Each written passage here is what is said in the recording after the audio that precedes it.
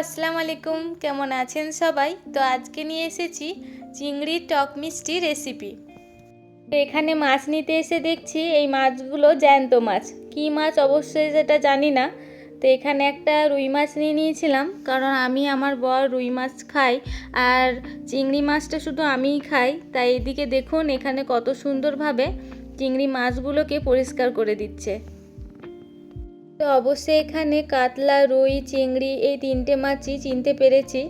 আর খুব একটা মাছ সম্বন্ধে ধারণা আমার নেই। তো যাই হোক, এখানে কিন্তু ওই কুচো চিংড়িটা এখনো পর্যন্ত দেখতে পাইনি। একটা বড় কাজ থেকে আমি ছাড় পেলাম। এই চিংড়িগুলো বাছতে আমাকে আর হলো না, এই কাকুই খুব ভালোভাবে চিংড়িগুলোকে বেছে দিলেন। তো বাড়ি এসেই ভালোভাবে চিংড়িগুলোকে ধুয়ে নেব। প্রথমে আমি অত লক্ষ্য করিনি, পরে দেখলাম যে চিংড়ির গায়ে যে একটা কালো অংশ থাকে সেটাকে পরিষ্কার করা হয়নি। তো সেটাকে আমি পরে ছাড়িয়ে নিয়েছিলাম। আর একইভাবে নুন হলুদ দিয়ে ভালোভাবে আগে চিংড়িগুলোকে ধুয়ে নেব। আমি মাছ মাংস এভাবেই ধুয়ে নিই আগে। এই দেখুন চিংড়ির ওপর থেকে কালো অংশটাকে ছাড়িয়ে নিয়েছি আর খুব সুন্দরভাবে চিংড়িগুলোকে ধুয়ে নিয়েছি। এবার এই চিংড়িগুলোতে লবণ আর হলুদ মাখিয়ে ভালোভাবে ভেজে নেব। চিংড়ি অবশ্য বেশি ভাজবেন না, কারণ চিংড়ি বেশি ভাজলে শক্ত হয়ে যায়। তাই হালকা ব্রাউন কালার এলেই নিয়ে নেবেন। এই দেখুন গরম তেলের ওপর একটা একটা করে চিংড়ি মাছগুলো দিয়ে দিচ্ছি।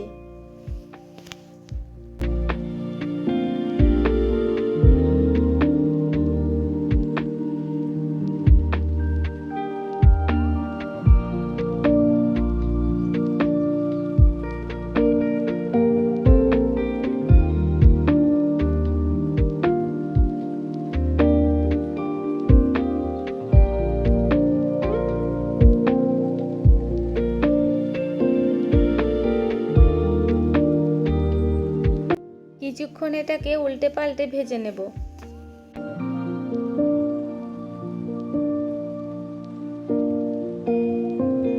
এই দেখুন কালারটা এবার চেঞ্জ হয়ে যাচ্ছে। এবার আমি চিংড়িগুলোকে তুলে নেব একটা পাত্রে।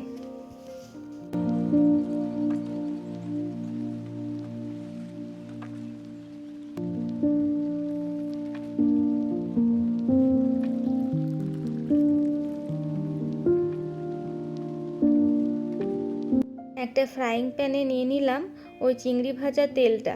তারপরে দিয়ে দিলাম অল্প একটু কালো জিরে। কালো জিরেটা 5 থেকে 6 সেকেন্ড ভাজার পর দিয়ে দিলাম পেঁয়াজ, কাঁচা লঙ্কা আর রসুন পেস্ট। এটাকে এবার কিছুক্ষণ নেড়ে ভেজে নেব। তারপরে দিয়ে দেব পরিমাণ মতো লবণ আর হলুদ গুঁড়ো, দিলাম জিরে গুঁড়ো, ধনে গুঁড়ো। এবার আবারও ভালোভাবে নাড়িয়ে এটাকে ভেজে নেব। দিচ্ছি রেড চিলি পাউডার, দিচ্ছি কাশ্মীরি লাল লঙ্কা গুঁড়ো।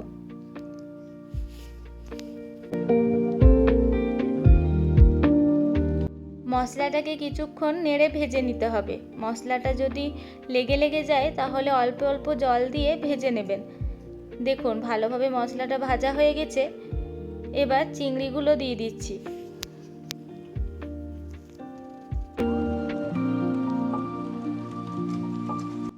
মশলার সঙ্গে চিংড়িগুলো কিছুক্ষণ কষিয়ে নিলাম।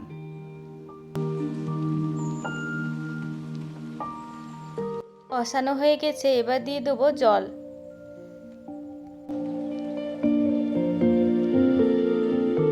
ভালোভাবে এবার ফুটিয়ে নিতে হবে। ওইদিকে আমি তেঁতুলের পাল্পটা রেডি করে নিয়েছি। পাকা তেঁতুলে কিছুটা গরম জল দিয়ে কিছুক্ষণ রাখার পর ভালোভাবে চটকে নিয়েছিলাম। আর যে বীজ আর এক্সট্রা যে অংশগুলো থাকে সেগুলোকে ফেলে দিয়েছিলাম।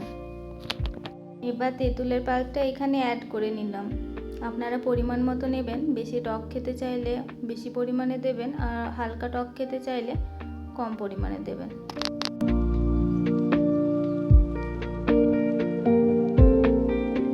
কিছুক্ষণ নাড়িয়ে দিয়ে দেবো সামান্য পরিমাণে চিনি।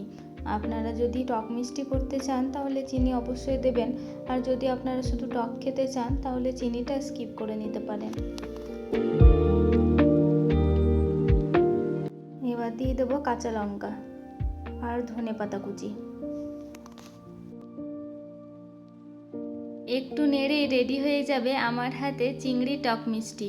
এই রেসিপিটা অসাধারণ লাগে খেতে, আপনারা অবশ্যই বাড়িতে একবার ট্রাই করবেন। আর আমাদের এই চ্যানেলটাকে সাবস্ক্রাইব করার অনুরোধ রইল। একটা লাইক দিয়ে কমেন্টে জানাতে ভুলবেন না আমার রেসিপিগুলো আপনাদের কেমন লাগছে। আর অবশ্যই অন্য কোনো রেসিপি দেখতে চাইলে আমাকে একটা ছোট্ট কমেন্ট করে জানাবেন।